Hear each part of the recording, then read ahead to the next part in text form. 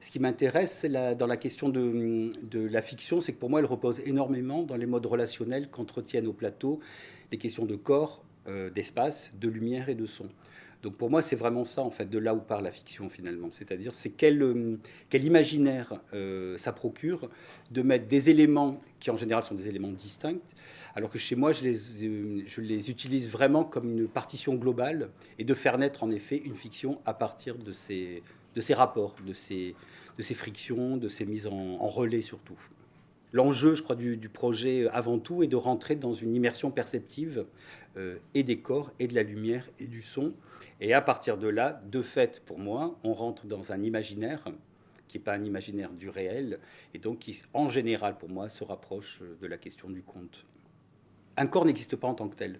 Donc déjà, je trouve que ça peut exister quand on est théoricien, mais quand bien même, moi, je travaille avec des visions, il est impossible pour aucune personne que ce soit d'imaginer un corps sans espace. C'est absolument impossible. Si vous fermez les yeux, vous réfléchissez à un corps, vous aurez toujours un sol, vous aurez toujours une lumière pour le voir, vous aurez toujours quelque chose qui fait que ce corps a du sens. De fait, cette place du corps, elle danse parce qu'elle doit faire naître un dialogue.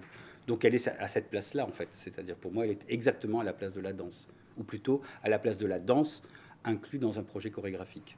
Donc le titre de la pièce, qui est donc d'à côté, pourrait se résumer. Alors si je ne sais pas comment je suis dans le chant, mais si je suis là et si je fais ça, je pense que ça part un peu de là. C'est-à-dire qu'est-ce qui est de l'ordre du chant et du hors-champ. Mais pour moi, ça a plusieurs significations aussi. C'est comment la chose qui est à côté est toujours invitante et aide à considérer ce qui est là, en fait. Donc la présence de l'autre. Moi, je considère toujours que je n'existe aussi que par l'autre, c'est-à-dire comment aussi l'autre me renvoie quelque chose, mais c'est peut-être celui qu'on ne voit pas, c'est celui qui est à côté. Comment la question du hors-champ est une chose très importante pour moi, c'est-à-dire quelque chose qu'on voit au plateau est toujours généré aussi par quelque chose qu'on ne voit pas. Donc je pense que c'est tous ces enjeux, c'est-à-dire c'est l'espace entre, en fait, qui devient pour moi bon, comme très souvent, hein, mais c'est l'espace entre qui contient tout l'enjeu chorégraphique.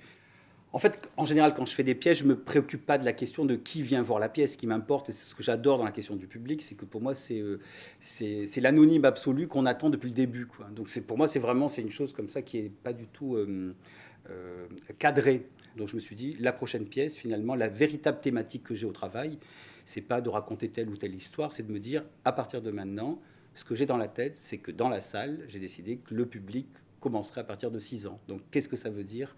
Et voilà, en quoi finalement ça va me changer ma propre perception aussi du laboratoire de travail que je lance à partir de ça. Alors la colonne sonore sera encore faite par donc, le groupe Cercueil plus Moment, puisqu'ils ont un double nom, quelque chose qui est très environnemental, atmosphérique, qui n'empêche pas d'être aussi sur une question très rythmique.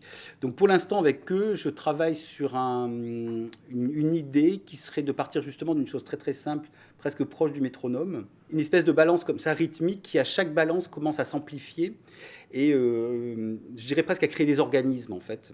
Donc pour moi, l'idée, c'est de partir sur une chose qui est très perceptive, très simple, presque gauche, droite, devant, avec une volonté de jouer comme ça dans l'espace musical.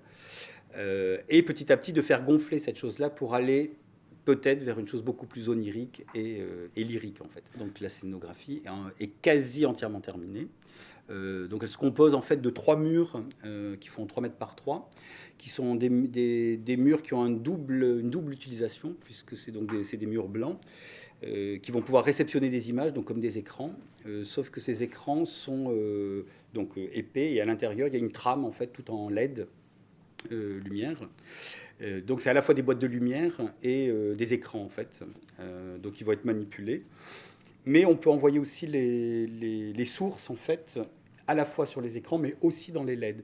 Donc ça permet en fait d'avoir une déformation même des images et une capacité à la lumière d'être extrêmement rapide et véritablement vivante et très en mouvement.